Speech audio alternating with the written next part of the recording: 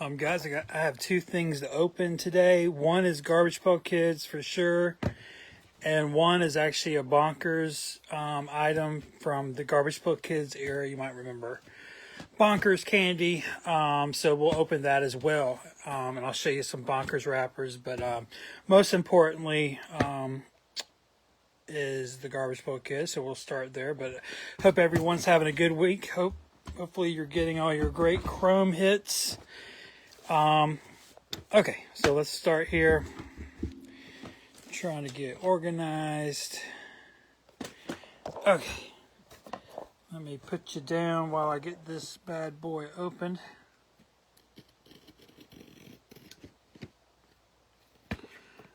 Most of you know I mostly collect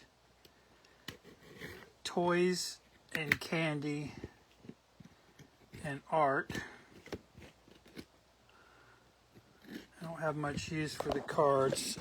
And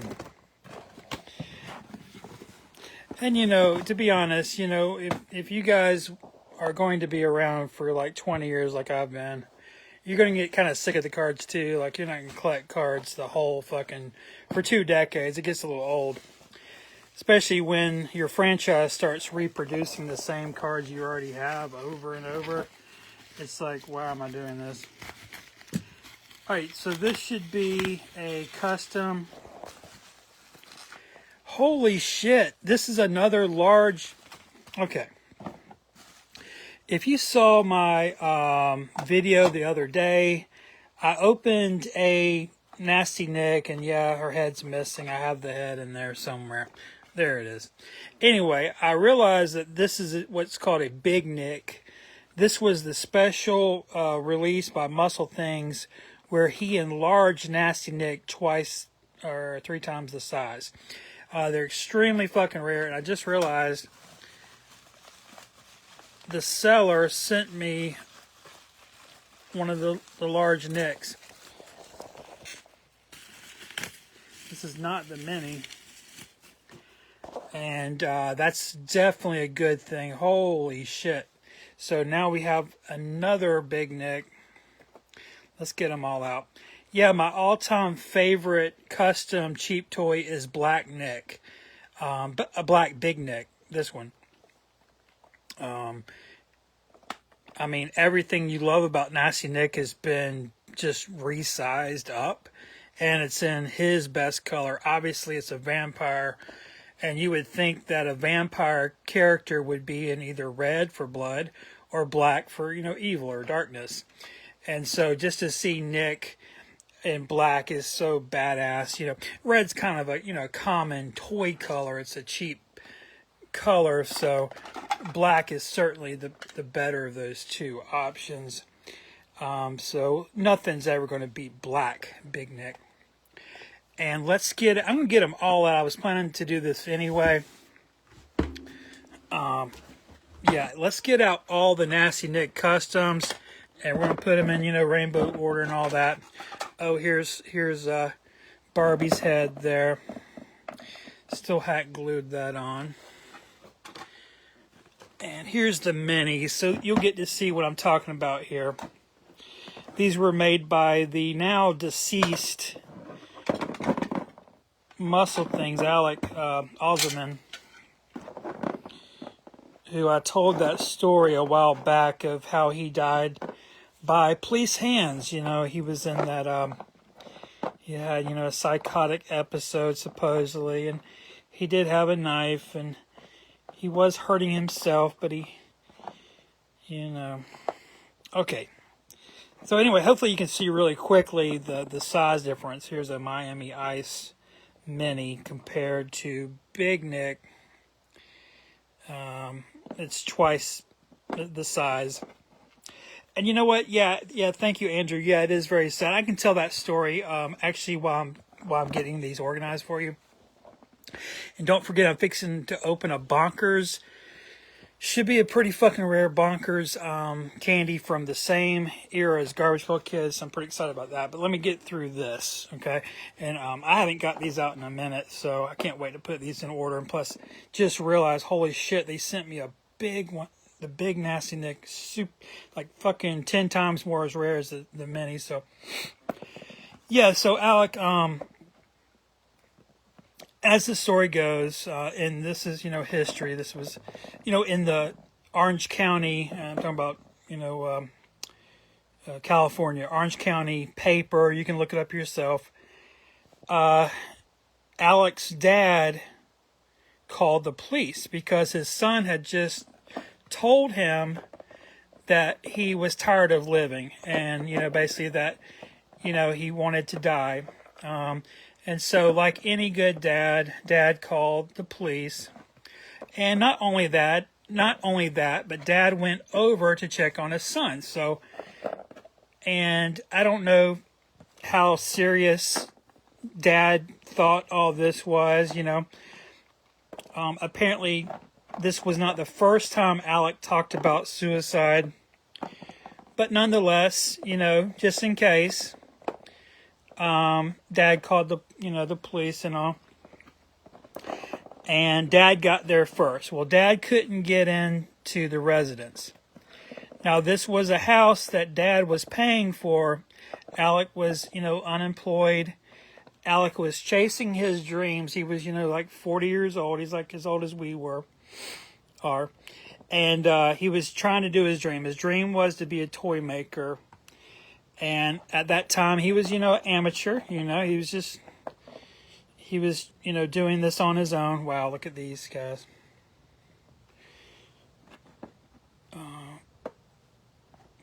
And you can tell just how talented Alec was at casting, at everything, every component of making these.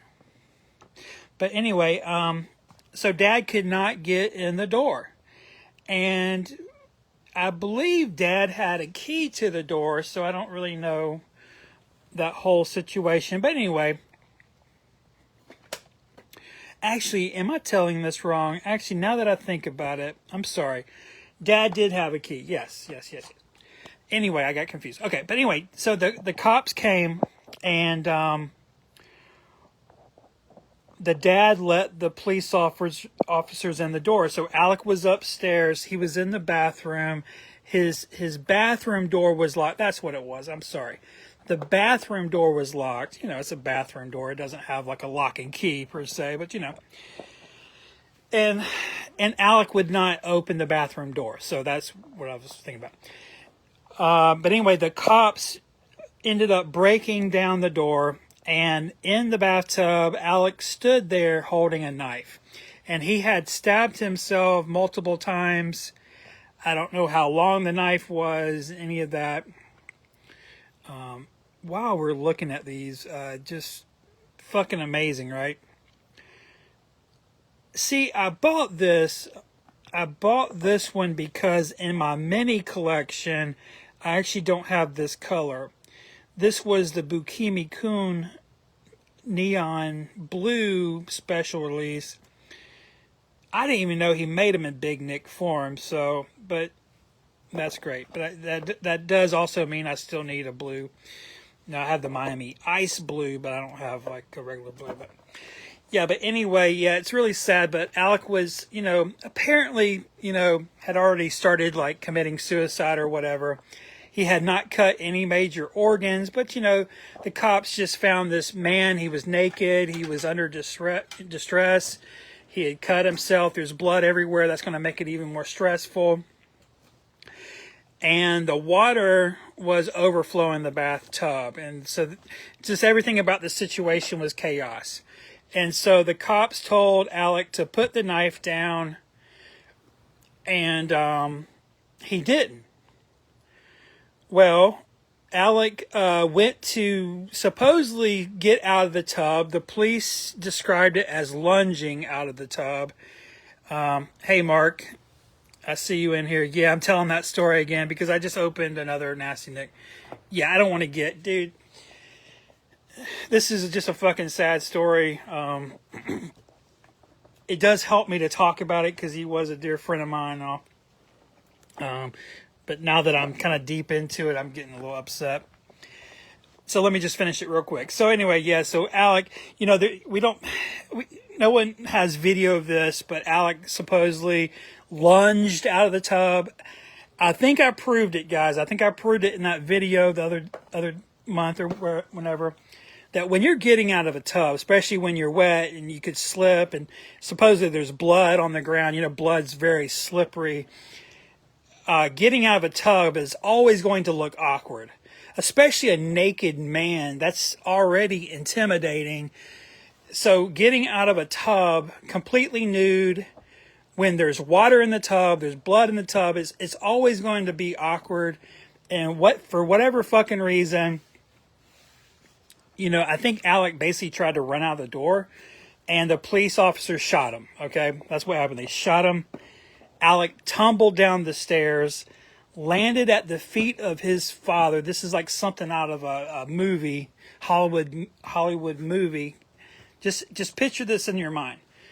Your son getting shot by the police, tumbling down the stairs and falling at your feet. But anyway, he was taken to the hospital, and he did die at the hospital. Anyway.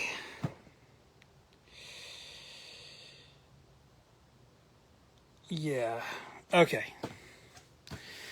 Yeah, I was not planning on telling that story again. I don't know. I just saw some people on here, so there you go. What we have is a pretty amazing legacy of an amateur toy maker. He made other toys. He made, actually, his biggest mark was in Muscles, the toy line of Muscles. You know, his Garbage Pail Kid output was pretty limited, honestly. Jim Rogers, a designer at Hasbro, made this toy. Alec took the toy, the mold, and he basically copied him, and he made it into a toy line. So Alec didn't actually sculpt Nasty Nick. This was done by Jim Rogers. When you think of Muscle Things, he was more of a caster. He was more of a producer, even. But yeah, most of his work is actually in the Muscles line, not the Garbage Pail Kids line. But thankfully, just really thankfully, we have some Garbage Pail Kid output from him, because he loved Garbage Pail Kids. We're just very lucky he loved Garbage Pail Kids. And these are super rare. Obviously, he can't, make any more. There is a rumor that the family has... Well, okay, let's just say it. I don't think I've ever said this on video. And Mark, I still see you in here, buddy. Okay, I'm just going to say it. I'm just going to fucking say it. There is a rumor that, Alec, I mean, of course he had surplus. Of course there was something left in that basement. I mean, he was constantly sculpting and casting. So someone has probably hundreds or thousands of toys of his. Maybe someone in his family. I am very interested in learning or trying to acquire some of these lost Muscle Things toys from after he died or whatever. Plus, his molds are in there, okay? And there were toy lines he was working on at the time. We know he was working on because he told us.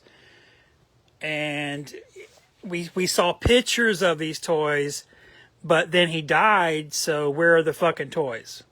Someone has them. I don't think his parents would have just thrown them away. I could be wrong. But yeah, so there's that mystery, and y'all can think about that, or maybe it keep you up at night. Sometimes it keeps me up at night, or at least it used to. All right, let's take a look at this. This is some Bonkers material. Now, let me remind you what Bonkers are. This was a candy line that was out during Garbage Pail Kids.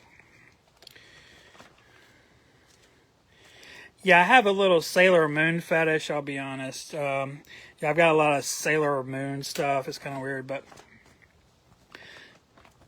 let me get to my Bonkers here. Got a lot of fetishes, honestly. Just alien imagery. I just love aliens. I never get really tired of aliens. Here we go, Bonkers. Now, this is the 1989 Bonkers. Really nice bulk bag here. Here's a Bonkers insert for their Ugly Ball characters. And here's some Bonkers wrappers. And here's some Bonkers wrappers, even an insert wrapper here. And so let's take a look at whatever the fuck this is. I did not get a good look at whatever this is. The lister just said, I mean, there was a picture, but it didn't show like the edges of it. It was actually, it was so zoomed in you couldn't see nothing but. Okay.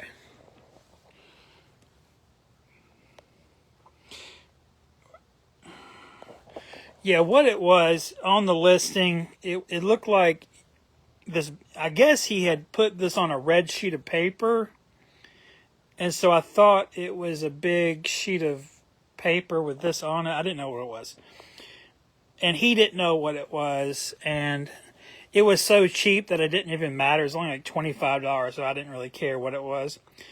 So I can tell you what this is. So I don't know if you can see that. See that tab up there? This is something that went in the shelving. You would tuck this behind the little the fucking metals tab on a shelf in like a gas station, and this thing hung over. It looped out kind of dramatically. So it's basically a vinyl. Should be a 1986. Yeah, it's a 1986 Bonkers shelf sign. Okay, it really doesn't. I've never seen another one, so and I search for this every day for the past 2 decades. So I mean, it's obviously extremely fucking rare, but not, you know, it's not crazy valuable. I could probably get $100 for it. But I'm not. I'm just going to keep it. But yeah, very cool. Always nice to get anything that's Bonkers. Stuff's really hard to find. Something like this, by the way, is like a, you know, like $300 to $400 wrapper. These tend to even be more popular because they're the actual product wrappers. They're always like $250 each. These are the 96 reboots. They're about $150 each. Yeah, so if you want to get into candy, just let me know. I can guide you. All right. Yeah, I've already gone through this book before, so you'll have to find that video where I go through this book. It's basically my American candy wrappers book. Not all of them. It's just what I have in wrappers, because I keep a lot of shit sealed, so I can't put that in a binder. But this is the stuff I can fit in a binder. But yeah, really quick, back to shelf talker display.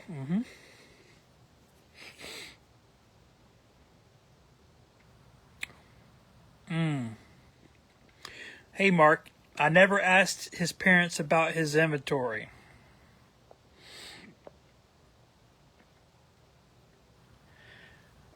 Let me think. What was I going to say about that? So, I can tell you that there's 3 people, well, including me, that have discussed this in pretty detail. There's even been some plans on maybe contacting the parents. I'm pretty sure one of the guys that I'm talking about even jumped the gun and actually contacted a family member about this. It's sort of this low-key mystery in the cheap toy hobby. What do we call it? Sort of like, you know, Muscle Things lost. Yeah, this is like his lost toys, basically. Yeah, the ones that he had when he died. So, I mean, I know what he was working on, or at least what he told me he was working on. There's even pictures of things that he was working on that no one ever got. He was still making Nasty Nicks, yeah, up to when he died. Like, he was making those all the time. That was something he always made. There was a series called Video Nasties that he should have a bunch of. He actually owed the guy who produced Video Nasties a batch of toys that he agreed to produce, but then he died and he couldn't deliver it, obviously. So there's that. So yeah, man, Mark, if you could maybe get that, that would be pretty incredible. Because I don't know why the family needs that. You know what I mean? I would think that the toys that he made, these weren't made for his family. These were made for us. And there's plenty of people that will pay whatever you want for those, pretty much. And so if you could get those, that'd be really awesome. All right, guys, y'all have a good rest of your day. This, by the way, is my common cheap toys collection. It's a master set. And sorry about the glare. These are customs. I've gone through these in a different video. But yeah, I can show them real quick. But I have tons of, custom cheap toys. You have Alex here. But there's other guys that were influenced by Alex. And they started to make theirs too. And we call this the customizer era. It's from 2010 to 2013. It's also when fan sets were introduced. Now, the toys came first, then the cards came after the toys. Do not get that backwards.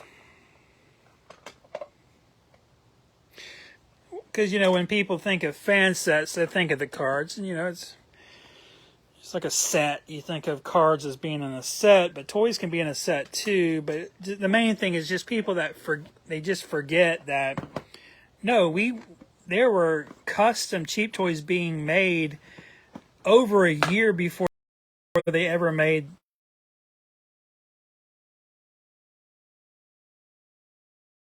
like 2 or 3 other designers and shit. Yeah, so it definitely way caught on in the toy area of Garbage Pail Kids before the cards. And also don't forget that in fan set number 3, there was supposed to be a cheap toy released with that fan set. And it was Snaky Jake. Looking for him. Here he is. And here's the color he was supposed to be released in. This is actually one that was produced for fan set 3. I'm talking about the cards. The cards were going to come with the Snaky Jake. It was like a Hindu set. Alright guys, I'll be back with some actual topics. I didn't have any topics today, but I've been working on some, so we'll do some topics next time. I just had, a couple things come in I wanted to share. I do have some more things coming in Garbage Pail Kids. I have a piece of original art coming in from Joe Simcoe. He's finally back, and he's going to mail what he owes me. And one more thing from Amazon. But yeah, y'all have a good rest of your day. Russ Fan out.